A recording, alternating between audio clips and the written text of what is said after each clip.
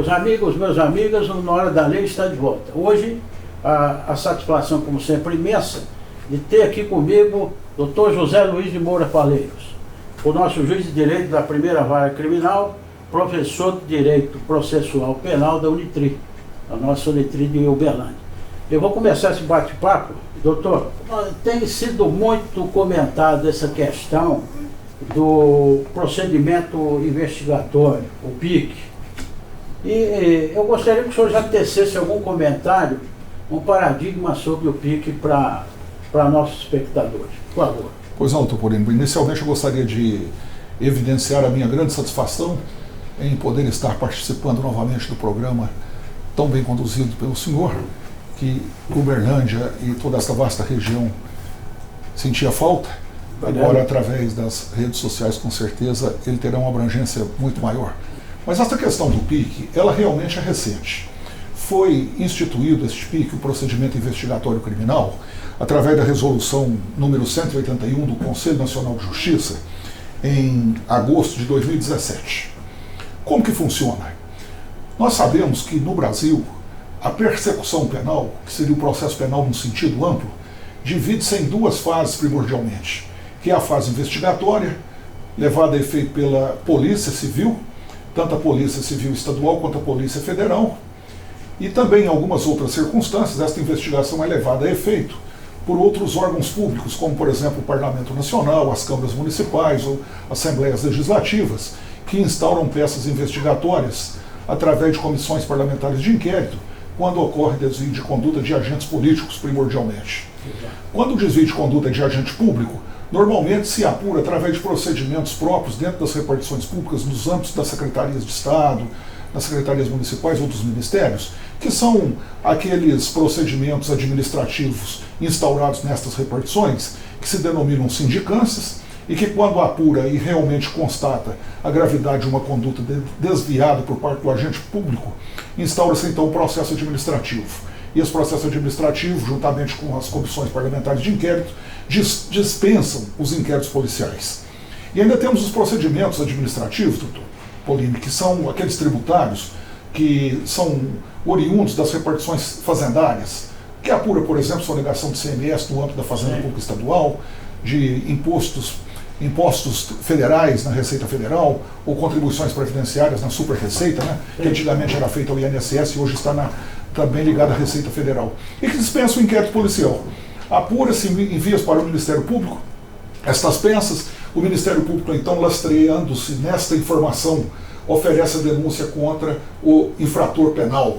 Aí, no caso, o sonegador, no âmbito da Fazenda Pública, o servidor público que pratica, por exemplo, um peculato, né, se apropria de bens ou valores públicos, no âmbito dos parlamentares, aí as denúncias contra os agentes políticos, como tivemos recentemente aqui no Brasil, e com grande divulgação, os fatos envolvendo ministros da República, envolvendo até ex-presidente da República, que as apurações foram não apenas oriundas do Poder Judiciário de primeiro grau, como aconteceu em Curitiba, mas que também está feito ao Supremo Tribunal Federal, porque lá existem inúmeras apurações, né, de comissões parlamentares de inquérito levadas a efeito pelo Congresso Nacional e que ainda não resultaram em denúncia, como os espectadores e assistentes do programa sabem.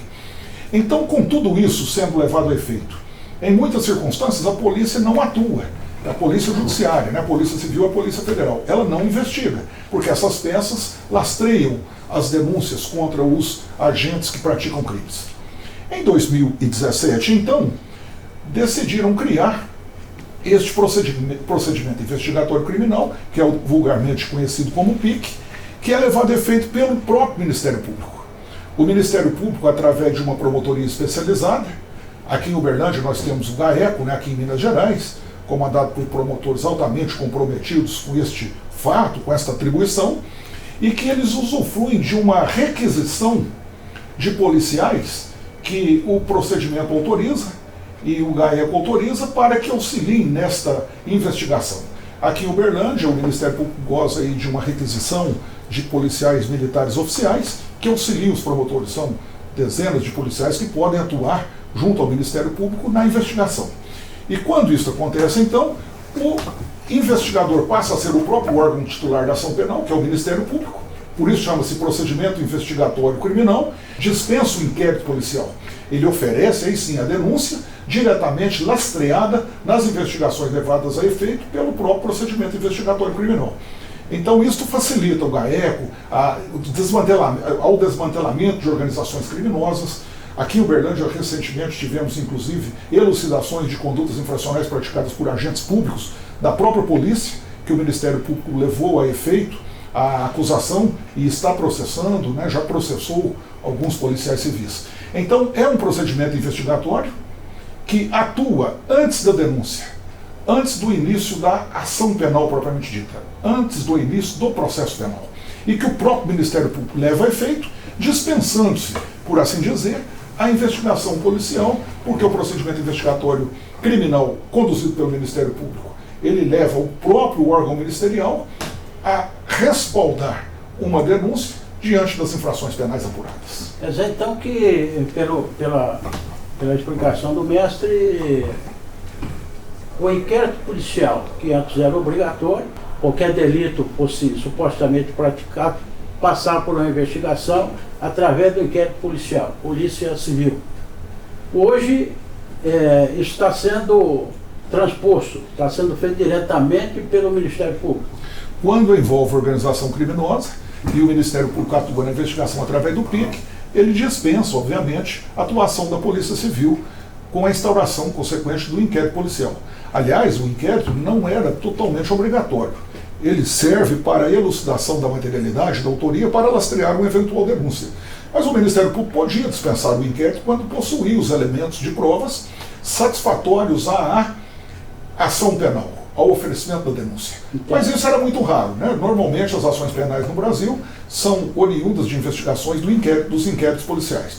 Mas isso de fato agora ocorre.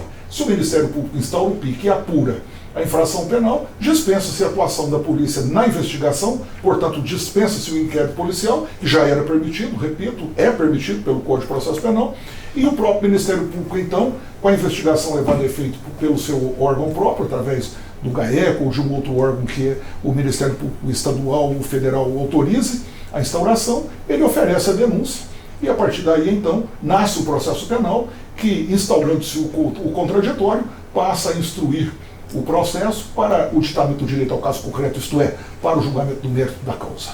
Para a magistratura, para a gente encerrar esse bloco aqui, isso está sendo benéfico, evolução no sistema? Como é que o senhor vê isso?